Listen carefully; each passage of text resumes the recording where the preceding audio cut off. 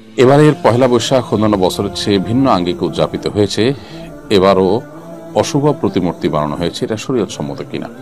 প্রথম কথা হলো যে বছরের প্রথম দিনকে হই হুল্লোড় করে কাটাতে হবে, প্রথম দিনের প্রথম প্রহরকে উৎসব করে কাটাতে হবে। এই উৎসবের ধারণাটি এসেছে পেগানদের কাছ থেকে, প্রকৃতি পূজারীর কাছ থেকে।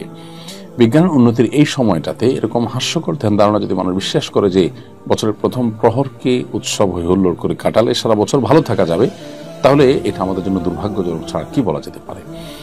এই মুহূর্তে আমাদের উৎসব হই হুল্লোড় করার কোনো যৌক্তিক কারণ থাকতে পারে না।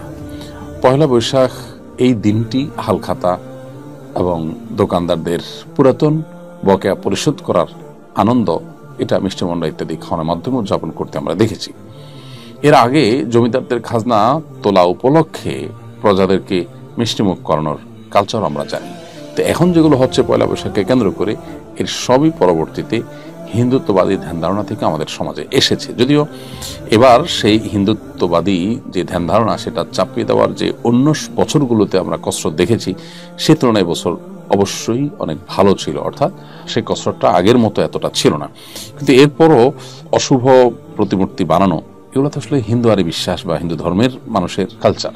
সো এটাকে আমরা একজন মুসলমান হিসাবে সাপোর্ট বা সমর্থন করতে পারি না। তারপরও সরকারকে এই জন্য সাধুবাদ দেব যে অন্য সময়ের চাইতে এটি মুসলমানদের জন্য কিছুটা হলেও সহনীয় বা কিছুটা হলেও মুসলমানদের উপরে হিন্দুত্ববাদ চাপিয়ে দেওয়ার প্রচেষ্টাটা কম ছিল। সেই জায়গা থেকে অবশ্যই সরকার ধন্যবাদ পেতে পারেন। তবে এ ধরনের বস্তা পচা সস্তা কিংবা আপনার আজগুবি উৎসবের, অযৌক্তিক উৎসবের এই কালচার থেকে আমাদের ধীরে ধীরে হলো বেশি বেরিয়ে আসা উচিত। এটি বাংলাদেশের মানুষের ঐতিহ্যের কোনো কালচার নয়, ঐতিহ্যের কোনো বিষয় নয়।